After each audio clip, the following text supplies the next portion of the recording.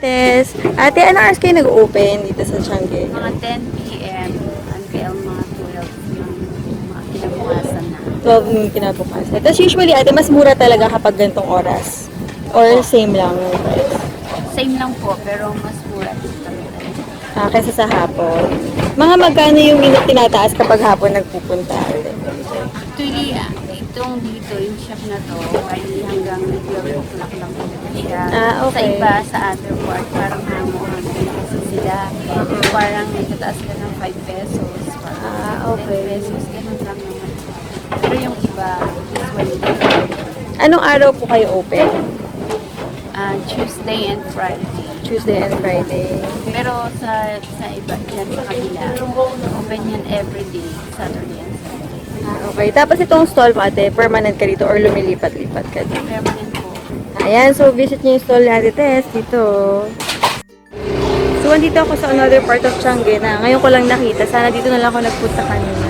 Para hindi siya basa, mas comfortable siya. So, yan, shopping muna.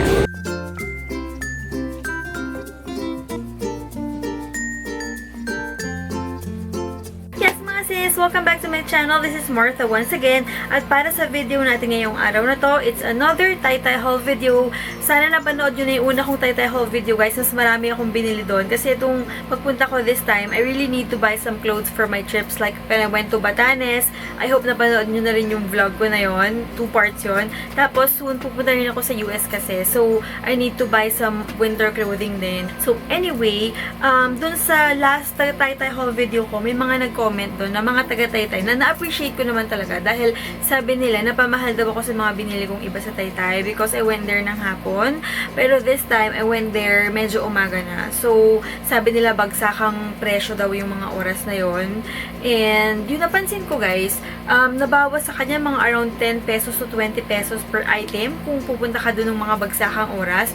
I think, maliit yun kung iisipin mo kung pira-piraso lang ang bibilin mo. Pero kung bibili ka ng bulk, tapos makakabawas ka ng 10 pesos per item, di ba? Malaki na yun pag pinagsama-sama mo siya. I guess that's what they meant nung nag-comment sila sa, ano ko, or kung meron mang mas malaki pa yung discount, maybe hindi ko lang talaga ako marunong maghanap kasi sobrang laki niya guys. As in, nung pumunta ako doon medyo umuulan pa, so it's really hard to go around. So, yun, inisip ko na lang when I buy clothes na yun, taga 90 pesos, ganun. Kung medyo napamahal man ako doon, okay lang yun. Tulong ko na lang yun doon sa mga vendors na nandun. Kasi naawa talaga ako sa kanila guys. Kasi yung iba doon talagang tulog na, talagang pagod na pagod sila, antok na antok. Kasi nga, syempre, that's their job eh. That's their work na magbantay ng stalls nila ng mga ganong oras. Mga 12 midnight, sabi ni Kuya, na isa kong pinagtanungan, 12 midnight daw sila nagsa-start hanggang 12 noon kinabukasan. So, imagine, kung yung iba pa ang araw, hanggang 4 p.m. pa. So, 12 midnight to 4 p.m.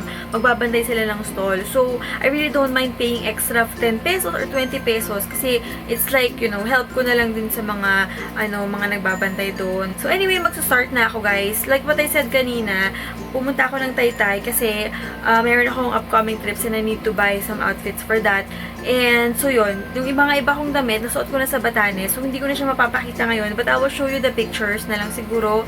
I will flash on the screen na lang yung mga nabili ko sa Taytay na nasuot ko na sa Batanes. Pero, start na tayo. With this, I'm wearing an off-shoulder chiffon top. Ganyan siya, guys. It's color pink. At nasuot ko na yung white version nito sa Batanes. Kung napanood nyo na yung vlog ko na yun, I'll put the link din down below tsaka here sa screen para mapanood nyo. Yun, I bought this for only 90 pesos each. And I bought 3.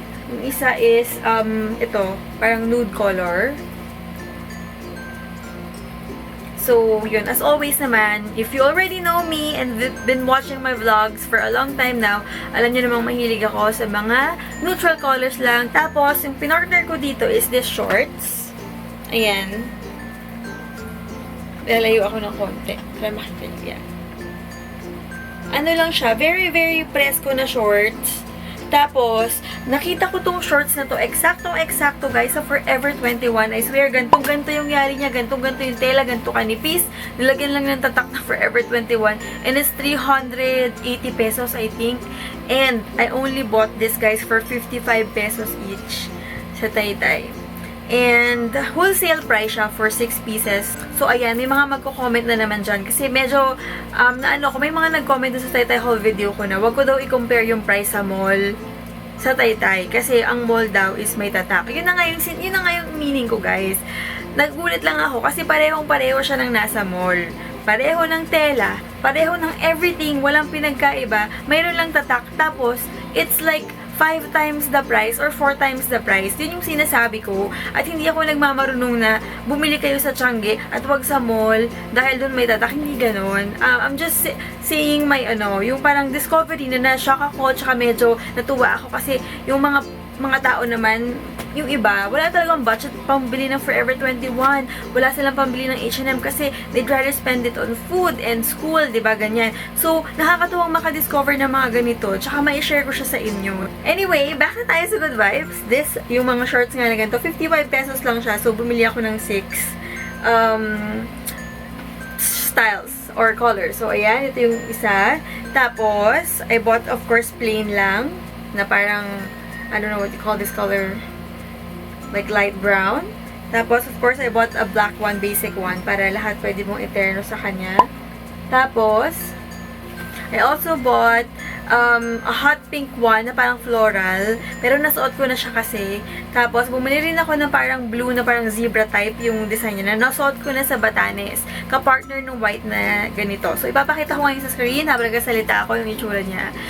Ang ganda-ganda niya, guys, kasi very, very light, very press ko siya suotin. Lalo na ngayon, ang init-init, talagang gusto mo, syempre, flowy lang yung suot mo at hindi ka maiirita. This is the best outfit. So, yan. Okay, isa pa.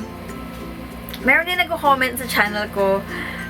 Lagi siya nagko-comment na ganun. I think, nakikita ko siya sa iba't ibang YouTube channel na parang ang dami niyang nega na sinasabi. Pero, sa akin specifically, sinasabi niya na matanda na daw ako and I should dress my age. Parang ganun. I should dress appropriately sa edad ko. I mean, walang basagan ng trip, di ba? As long as hindi ako nagsusuot na hindi appropriate sa occasion. Like, for example, if I go to church and I wear short shorts and revealing top, yun, dun ka manita. Pero, I really don't think na it's really a big deal kung magsuot ako ng ganito. And I'm 33 years old because I'm comfortable with it. And I wear things according to the occasion. Hindi ako nag-overdress at hindi ako nagpapasikat dun sa mga pinupuntahan kong events or kung wherever man ako magpunta. So, para sa'yo, kilala mo naman kung sino ka. I don't know if you're watching this right now, but if you are, sabi mo may-ari ka ng hotel at mayaman ka, I mean, act like it, you know? Parang kung mayaman ka man at may pinag-aralan ka, act like it and stop bullying and bashing. Okay, move on na tayo. Bumili rin ako ng mga t-shirts, you know, kasi for chill days na gusto mo lang naka-pants, tapos t-shirt lang, tapos sneakers, diba may mga ganong araw tayo, mga lazy days, pero we still want to look good. So, I bought these t-shirts. This first one is a Red Stripes t-shirt na may nakalagay na Heartbreaker. Nakitan lang talaga ako sa kanya, guys, kasi para siyang costume sa mga old soda pop shops ng mga 1960s, diba? Parang ganito, tapos naka-jumper, ganyan. Tapos, bala ko siyang suotin lang sa parang ripped jeans and then my white sneaks, diba? Ang cute lang niya. And then, the next one that I have here is another t-shirt na mayroon lang siyang watermelon na parang embroidery dyan. So, very, very cute din. These two t-shirts is 60 pesos each lang. Tapos, I bought another shirt.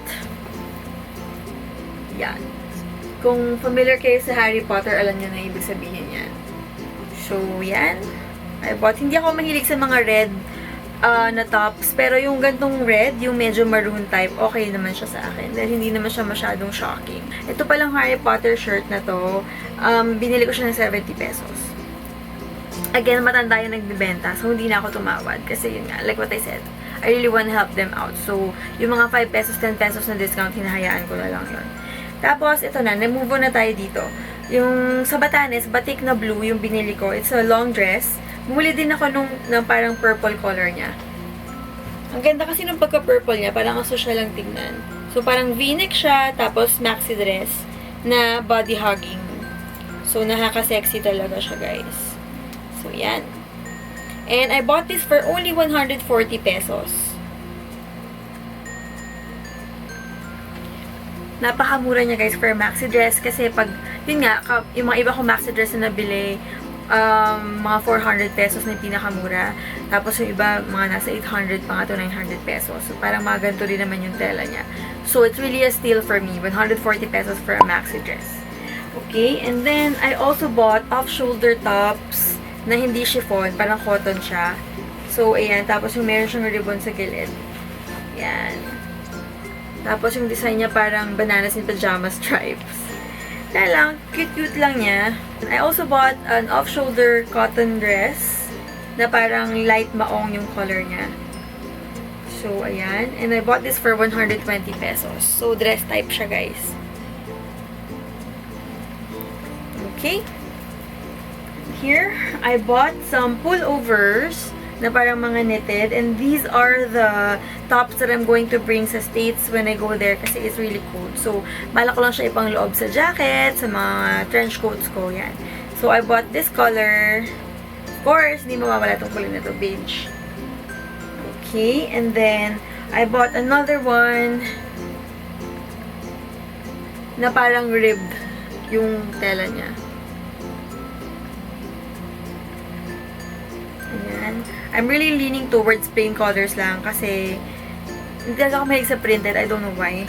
Tsaka parang feeling ko mas madali siyang ternohan. Tapos, ayan, hindi rin ako talaga mahilig sa red pero like yung Harry Potter na t-shirt, medyo dark siya na maroonish type. So, bala ko lang siya isuot sa loob ng black na trench coat pag nandun na ako. Ayan. Or, kung hindi naman masyadong malamig sometimes when it's daytime in San Francisco, hindi naman siya ganun ka-cold. So, I can just wear it with a scarf and jeans. Yun. Okay, and then I bought this one. Gray lang na stripes. Okay, and then I bought this.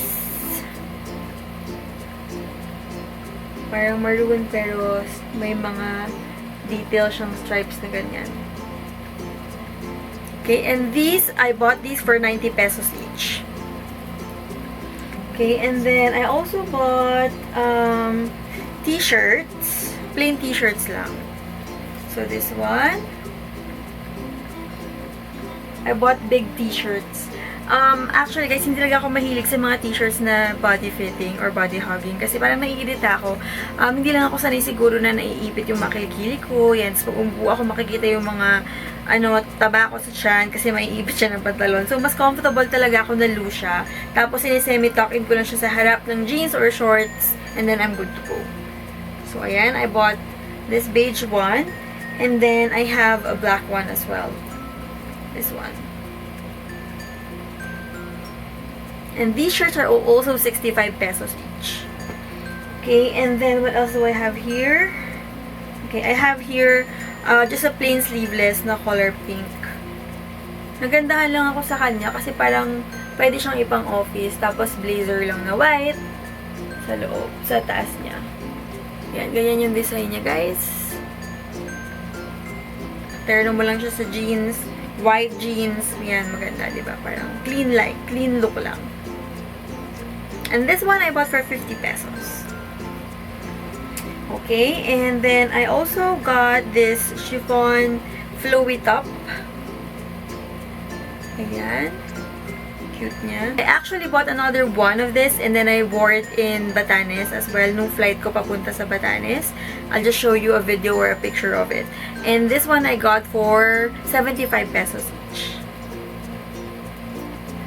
Okay, we're down to our last three, I think. Okay, ayan. I bought this. This is a knitted dress type. Ayan. Na color light gray. Tapos long sleeve siya. Susuot ko rin siya sa States pagpunta ko doon. Kasi I'm planning to wear my long boots, my knee-high boots with it. Diba? Ang cute knee-high boots. Tapos dress na ganito. Yan. Tapos, mag-trench coat lang ako sa taas niya. We're going to move on with our last two items over here na, shocking yung color, di ba? Kasi, really, really far from my, talaga usual colors. But, sometimes, it's good to wear something different din. So, yun. Like what I said, hindi ako nag-green, pero kung emerald green, I'll go for it. And this is a maxi dress na emerald green.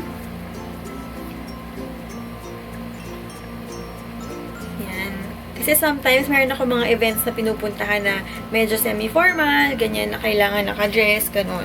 So, I'm planning to wear this. At least I have a reserve, diba? And this is only for 120 pesos naman, so why not? Tsaka sa totoo lang, kaya ko din siya binili kasi naawa ko kay Manong na nagbabantay ng stall. Wala masyadong bumibili sa kanya. Tapos talagang bumabagsak na yung ulo niya dun sa pagbabantay niya sa stall, guys. So, since nagustuhan ko naman siya, binili ko na. At nung sinabi niya yung price, hindi rin ako tumawad. Kasi, what for, diba? Yun nga, yung sole reason ko nga why I bought it kasi naawa ko kay Manong. So, yun, 120 pesos. Okay, and then the last item, finally, that I have here is this, tawag nila dito, Vice Ganda Trenchy. Because maybe, formahan ni Vice Ganda. It's a yellow, mustard yellow, para siyang cardigan na mahaba. As in, super haba niya, guys. Lagpa siya sa tuhod. Ayan. Ganyan siya. Okay. I'm planning to bring this din sa States. And wear it with just a white top and white jeans. Tapos ito yung pop of color ko, di ba? So, something na magsa-strike or striking color. So, that's it, guys. Yun lang yung mga... Ay, hindi ko na nasabi yung presyo nito. Okay, this one I bought for 100 pesos only. This cardigan. So, that's it for this Taytay haul video, guys. I know hindi siya karamihan, hindi siya masyadong madami because I tried to limit myself dahil nga marami akong gastos sa pag-alis ko ng bansa. So, ayun, I hope you guys like this video and comment down below kung mayroon kayong mga questions pa at suggestions sa mga videos na pwede pa natin gawin sa ating channel. And yun, I just wanna thank you guys for always dun sa mga lagi nagko-comment ng mga positive sa channel ko. Talagang na-overpower niyo yung mga nega people. Thank you so much to all of you. I really appreciate it. And yun nga, since giveaway announcement na rin to, guys, I'm planning to announce my giveaway pag nasa States na ako kasi doon ko bibilin yung mga pang prizes ko sa inyo para special siya, diba? Tapos yung Kate Spade wallet, of course, I will still give it away pag nag-reach tayo ng 2K sa Instagram. Yun naman yung sabi ko, diba? Once we reach 5K sa YouTube and 2K sa Instagram, then I'm going to start with my Kate Spade wallet giveaway. So, watch out for that, guys. But, since we reached 5K here on YouTube, meron ako mga makeup giveaway sa inyo at abangan nyo yan this coming October as a thank you to all of you guys. So, I think that's it for this video for tonight, for this morning, kasi 3 AM na. And I hope you guys like it. As always, thank you so much mga sis. I love you and God bless you. Bye-bye.